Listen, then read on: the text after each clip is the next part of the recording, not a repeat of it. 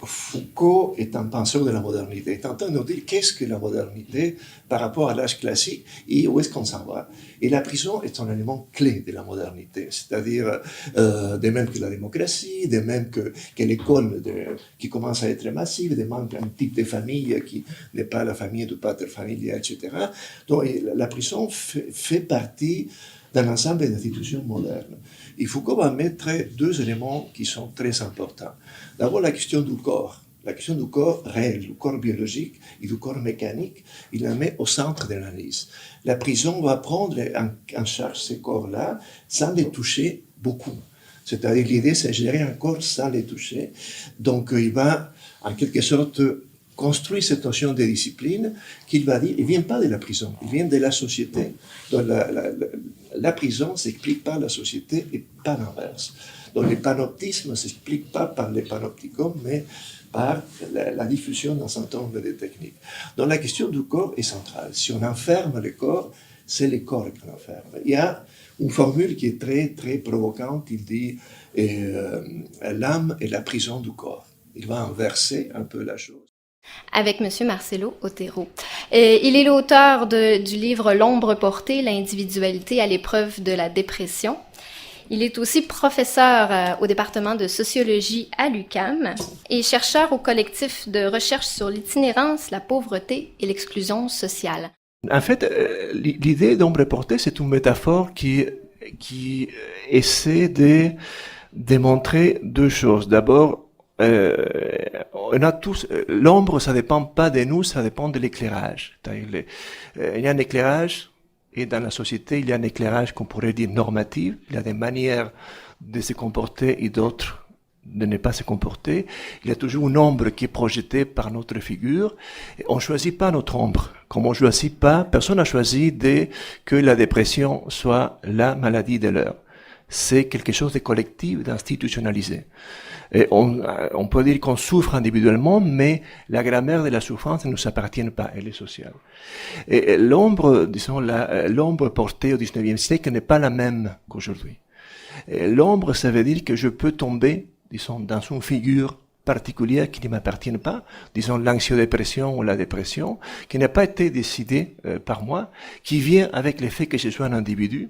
Je marche dans la rue, le soleil frappe sur moi, il y a une ombre qui est portée, je peux rejoindre mon ombre ou je peux continuer à marcher.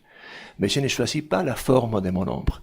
La dépression, c'est quelque chose qui doit être interrogé de manière sociale. C'est pas l'individu qui décide ou non de quelle façon il va être malade, ça c'est social, et la façon dont il va essayer de sortir de cette ombre-là, encore une fois, elle est sociale. Et c'est là où il faut donner la discussion, et c'est de cette façon-là qu'il faut essayer de dire comment est-ce qu'on peut travailler sur cette ombre-là, comment est-ce qu'on peut la rendre plus supportable, plus vivable, parce que l'ombre ne disparaît jamais. Il y aura toujours une ombre, il faut trouver une ombre qui soit plus sympathique que celle de l'anxiodépression, évidemment. Mais il y aura toujours un prix à payer à vivre en société. C'est-à-dire vivre en société et on ne peut pas vivre autrement, ça a un coût. Et ce coût aujourd'hui est plus psychologique qu'autre chose. Et on les paie avec la quantité énorme des problèmes de santé mentale qu'on voit un petit peu à tous les jours. La dépression ne dépend pas forcément de l'individu, mais de la société dans laquelle il vit. Tout individu dans une société a une ombre, mais il ne les choisit pas. Ça dépend du soleil, disons, qui est là. Et le soleil, c'est un peu les injonctions normatives, c'est-à-dire les normes vont découper, disons, un certain nombre des injonctions qui vont en quelque sorte nous montrer quel est notre chemin dans la vie et quelles sont les valeurs et quelles sont les normes. C'est pour ça que dire la dépression n'est pas une maladie, ce n'est pas de dire c'est la faute des individus. C'est une façon de dire écoutez, la normativité sociale telle qu'elle se présente aujourd'hui est problématique. Et les individus sont pris avec ça, sont pris avec leur ombre. C'est pour ça que les individus ne sont pas responsables en bout de ligne de leur souffrance quand elle est collective et si répandue. Il faut trouver des réponses qui soient aussi collectives, répandues pour expliquer ces phénomènes qui sont, j'insiste, collectifs, sociaux et pas individuels et psychologiques.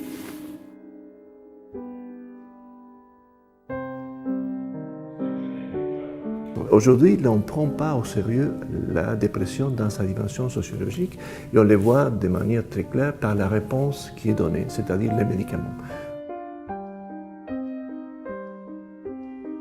La pertinence de penser sociologiquement les problèmes de santé mentale, ça nous permet de comprendre pas seulement pourquoi on est déprimé, mais ça nous donne les outils pour combattre les causes de la dépression. Et de manière plus large, la dépression nous parle de la normalité.